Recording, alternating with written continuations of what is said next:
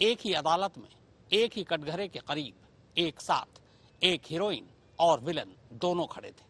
दोनों बेशक एक दूसरे को पहले से जानते थे, मगर आज दोनों खामोश थे। न जैकलीन फर्नांडिस ने कोई इशारा किया, न ही सुकेश चंद्रशेखर ने कुछ कहा।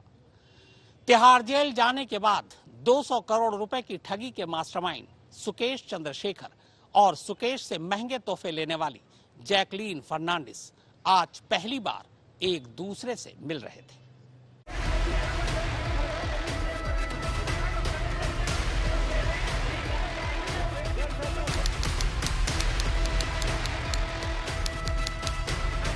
कोर्ट के अंदर मुलजिमों के कटघरे के ठीक करीब आगे जैकलीन फर्नांडिस खड़ी थी,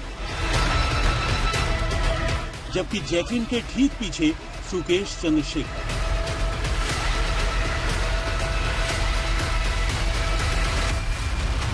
दोनों के बीच तीसरा कोई भी नहीं था।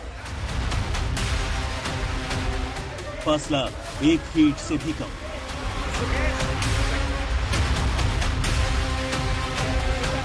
अगले 45 मिनट तक दोनों यूं ही अदालत में एक दूसरे के इतने करीब खड़े रहे। इस दौरान कई बार दोनों की नजरें मिली, मगर जुबान खामोश थी। जैकलीन और सुकेश एक लंबे अरसे के बाद एक दूसरे से यूं मिल गए, पर दोनों को पता था कि दोनों पर पूरी अदालत की नजरें गड़ी। इस बात का ख्याल दोनों भी रख रहे थे। इसके बाद अदालत की कार्रवाई शुरू होती है। हालांकि केस तो एक ही था, मगर दोनों के एक साथ मौजूद होने की वजह 2 थी। सुकेश की रेगुलर पेशी थी, जबकि जैकलीन फर्नांडिस को शूटिंग के सिलसिले में विदेश जाना है। वो विदेश जाने की इजाजत लेने अदालत आई थी। वजह ये कि वो ठगी के मामले में सुकेश के साथ सह आरोपी है। अब अदालत की कार्रवाई शुरू होती है, मगर यहां बोलना जैकलीन या सुकेश को नहीं था, बल्कि उनके वकीलों को बोलना था। ईडी यानी प्रवर्तन निदेशालय के वकील ने शुरुआत सुकेश की ठगी की पुरानी कहानी से की, और कहानी की शुरुआत तिहाड़ में मिले सुकेश के मोबाइल फोन से, जिससे उसकी ठगी के किस्से आम हुए। सुकेश चंद्रशेखर के इस पूरे गोरख धंधे की पोल पट्टी या फिर उस मुकदमे की फाइलें खुलने के बाद ये पहला मौका था जब सुकेश और जैकलीन आमने सामने हुए इसी पटियाला हाउस कोर्ट में। अब इसे सुकेश की सोहबत का असर कहें या फिर कुछ और, लेकिन चटक चाल, खुले बाल, बहुत आत्मविश्वास के साथ नजर आई जैकलीन फर्नांडिस। हालांकि इसी अदालत में जब पहली बार जैकलीन पेश हुई थी, तब भी वो ऐसे ही कॉन्फिडेंट नजर आई थी, और अदालत से निकलने के बाद तो और ज्यादा, क्योंकि अदालत में जिन लोगों ने देखा सुना, उन्हें देखकर तो ये पूरा यकीन हो गया कि अब तो जैकलीन फर्नांडिस का आत्मविश्वास क्यों ना आगे बढ़े। लेकिन यह तय है कि जितनी नजदीकी से कटघरे के साथ सुकेश और जैकलीन आसपास खड़े थे, दोनों ने एक दूसरे की धड़कनें भी सुनी होंगी और दिल में चल रही कुछ कश्मकश भी। ईडी की ओर से सुकेश पर कई इल्जाम लगाए गए। ईडी के वकील और पब्लिक प्रोसिक्यूटर ने कोर्ट में पुरानी कहानी दोहराई। ये बताया कि सुकेश के पास जेल में कई मोबाइल फोन मिले थे। सुकेश ने 200 करोड़ की ठगी के मामले में पहला फोन लैंडलाइन से किया था।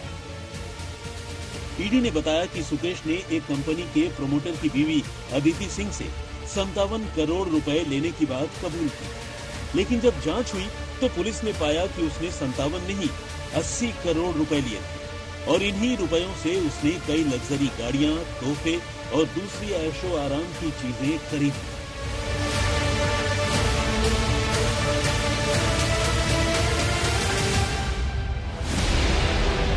ईडी ने कोर्ट को बताया कि सुकेश से पूछताछ में तिहाड़ के डीजी रहे संदीप गोयल को 5 करोड़ रुपए देने की बात उसने कबूल की, और साथ ही बी मोहनराज को इन्वेस्टमेंट के लिए 9 करोड़ रुपए देने की बात की।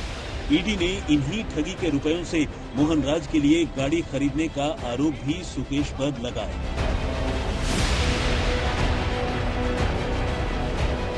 पब्लिक प्रोसिक्यूटर ने चार्जशीट का हिस्सा पढ़ते हुए कोर्ट को बताया कि यूनिटेक के प्रमोटर संजय चंद्रा के जरिए सुकेश चंद्रशेखर की मुलाकात दीपक रामनानी से हुई थी और दीपक रामनानी के जरिए सुकेश ने अदिति सिंह से 57 करोड़ रुपए झटक लिए।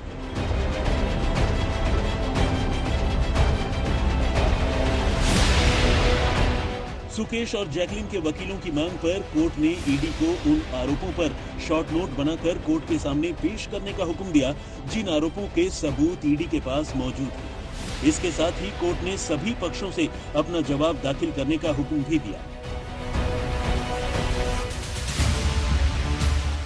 सुकेश से जैकलिन की मुलाकात करवाने वाली इवेंट मैनेजर पिंकी ईरानी के मोबाइल फोन की फॉरेंसिक रिपोर्ट के अब तक जमा न होने का जिक्र भी अदालत में हुआ। इस मामले में वॉइस सैंपल की रिपोर्ट भी अब तक नहीं आने की बात कही गई, मगर मंगलवार को हुई कोर्ट की कार्रवाई में जो बात सबसे खास रही वो थी सुकेश और उसकी बीवी लीना मारिया पॉल की Lamborghini, Rolls Royce, Mercedes, Audi और BMW जैसी 26 कारों को ईडी के हवाले किए जाने की बात। असल में ईडी ने इन कारों को ठगी के पैसों से खरीदे जाने की बात कहते हुए इन्हें फौरन जब्त करने की जरूरत बताई, जिस पर कोर्ट ने हाँ कही। ईडी को इन कारों को जब्त करने की इजाजत मिल गई।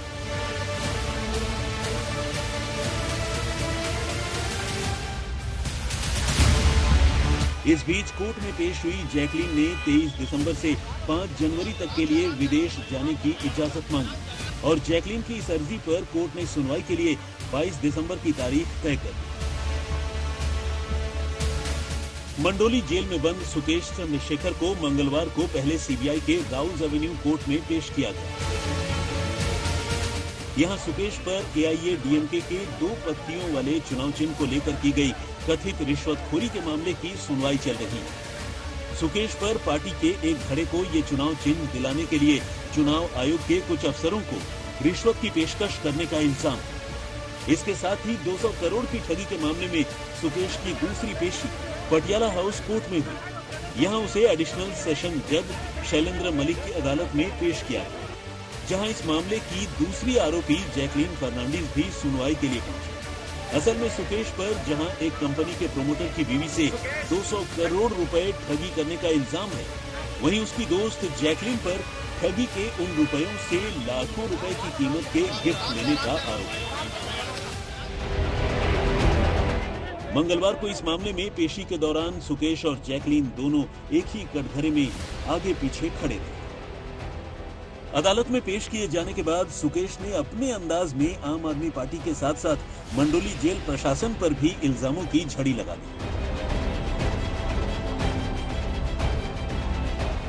उसने कहा कि चूंकि उसने आम आदमी पार्टी के नेताओं की पोल खोल दी है और उनके बारे में एक एक कर कई चिट्ठियों में शिकायतें की है, अब मंडोली जेल प्रशासन उसे परेशान करने लगा।